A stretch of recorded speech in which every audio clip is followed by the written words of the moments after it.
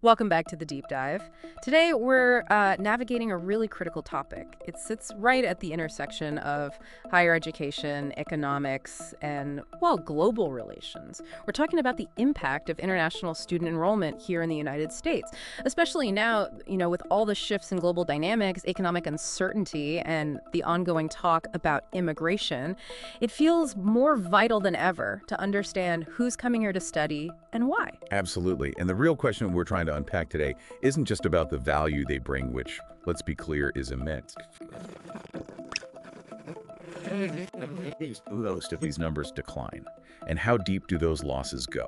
Because, spoiler alert, this isn't just about university campuses. Yeah. The effects ripple out much further than you might think into local communities, our innovation potential, even America's place in the world. We'll sort of map that out. Okay, let's unpack the first big piece then. The financial side for American colleges.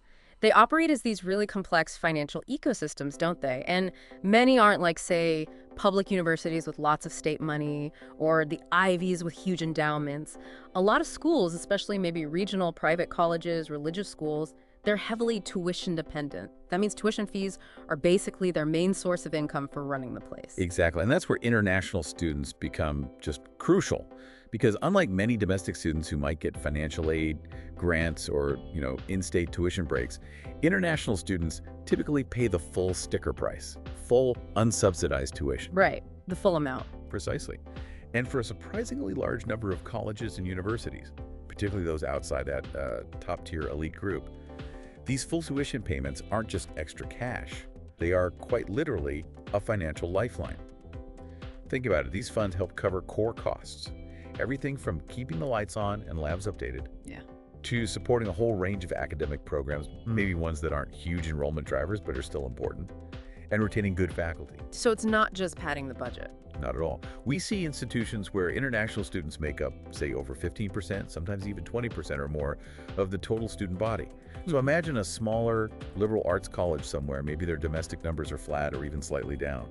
A few hundred international students paying full freight. That can easily be millions of dollars. Millions that support the art history department, the science labs, maybe even sports teams. So if even, say, 10% fewer international students show up one year, that's not just a little dip. It can trigger immediate budget problems. We've seen actual cases, schools having to make tough choices, cutting programs, laying off staff. In really extreme situations, it can even threaten the institution's survival. It's a very real balancing act for a lot of places. That money fuels the whole operation. Okay, so the money is critical, but that leads us somewhere else just as important, right? The enrichment they bring, Right. beyond the dollars and cents. When you look past the tuition payments, what do they bring to the classroom itself, to the campus community? Well, absolutely. This is huge. Their diverse perspectives aren't just like a nice bonus. They are fundamental to creating a truly global learning environment. Can you imagine, say, a class on international relations? Right. Or maybe business ethics without voices from completely different cultural, economic, political backgrounds? How deep can the conversation really go? It limits things, definitely. It really does. What we see consistently is that international students bring these nuances. They challenge assumptions in ways that are just invaluable. They have lived experiences from different systems, different societies, different ways of tackling problems. It's not just diversity for its own sake. It genuinely sharpens critical thinking for everyone. It pushes the debate wider and helps prepare all students, domestic students included, for the interconnected world they're graduating into. So a campus without them becomes more insular. Exactly, more insular. And that's actually a disservice to the graduates, leaving them maybe less prepared. And this ripple effect, it goes way beyond the campus gates, right into the local towns.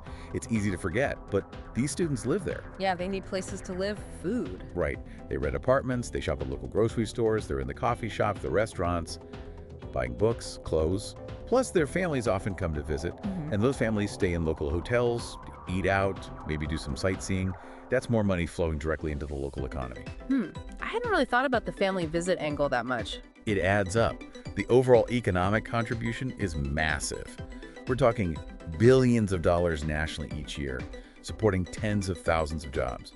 Jobs in retail, hospitality, real estate. Jobs that might not exist otherwise. So when international enrollment dips, it's not just an abstract number on a university spreadsheet. It's felt very personally by local business owners, by landlords, by everyone who benefits from that spending. It hits Main Street directly. That paints a really clear picture of the local side. Okay, let's zoom out a bit. What about the professional level, the national impact? This is where we get into innovation and competitiveness, I imagine. Yes, absolutely. And this is critical for America's future, frankly. We consistently see that international students, particularly at the graduate level, are really highly represented in key STEM fields. STEM, so science, technology, engineering, math. Exactly. Think engineering, computer science, biotech, advanced manufacturing, fields that are absolutely vital for driving American innovation and keeping us competitive globally. These students aren't just filling seats in PhD programs, they're often doing the cutting-edge research. So they're contributing significantly there. Disproportionately, even.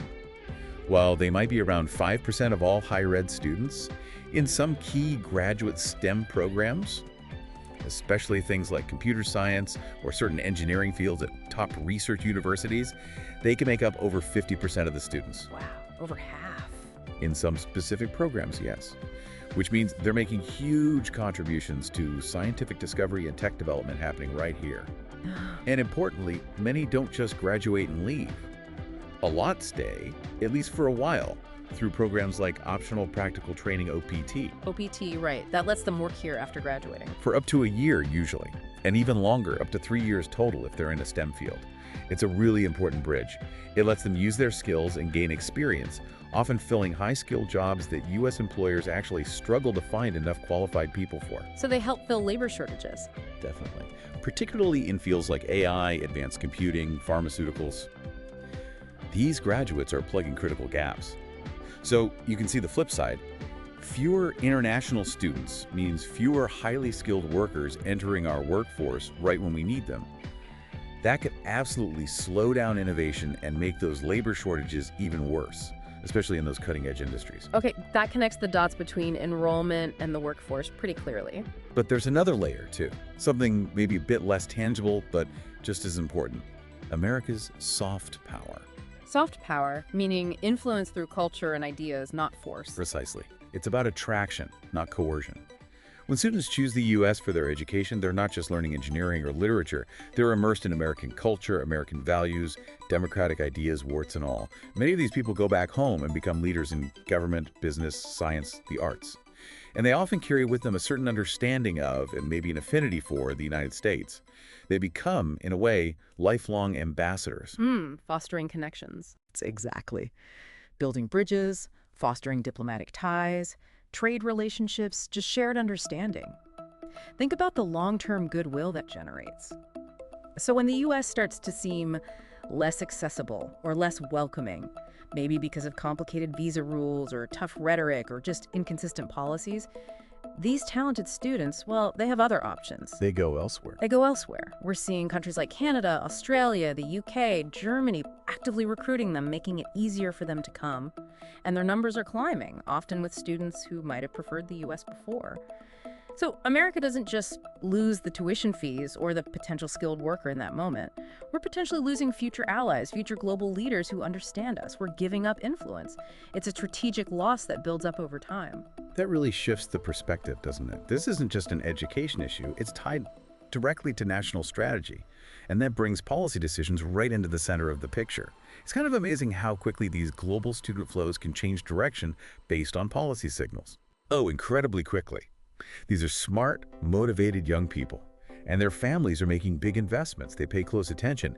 The global competition for this talent is intense, and what our analysis shows is that every, restrictive policy tweet, every diplomatic spat, every long bureaucratic delay sends a message. A clear signal. A very clear signal. A student facing months of visa uncertainty or reading about potentially unwelcoming policies might very easily say, okay, you know what? Canada looks pretty good right now.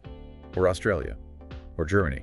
And poof, there goes that student, their tuition, their future skills, their potential long-term connection to the U.S. And the universities can't fix that on their own. No, they can't. They do their best with recruitment and support. But this is bigger than any single institution.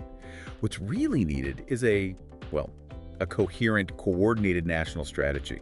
One that sees international students not as problems or just temporary visitors, but as huge assets, as future partners, innovators, maybe even future Americans. If the U.S. wants to stay the top destination for global talent and really benefit from that, our policies need to reflect that strategic view. Yeah. Consistently, welcomingly, Otherwise, yeah, we risk falling behind. Okay, so let's try to pull these threads together as we wrap up. What we've really explored today highlights a pretty stark reality, I think. If international students stop coming, or come in much smaller numbers, the losses aren't isolated, they ripple outwards. Colleges lose essential funding, which can destabilize them. Right. Local communities lose economic activity, real dollars and jobs. Absolutely. Classrooms lose that diversity of thought that, as you said, is invaluable. Crucial for education. Our key industries face bigger talent shortages. Hindering innovation. And the nation itself loses influence, loses those future connections around the world. It's quite a list. It is, and it really forces us back to that fundamental question about America's role. Yeah. What kind of country do we want to be on the global stage? Do we want to continue being that place that attracts the best and brightest from everywhere, letting them contribute here and build bridges back home? Or do we watch that talent, that innovation, that future influence go somewhere else? It's a choice, really, a strategic one with very long-term consequences. A really vital question for all of us to think about. Thank you for joining us and dipping into this with us today. It's been a really insightful conversation. All the best, and we will meet again with another important matter again.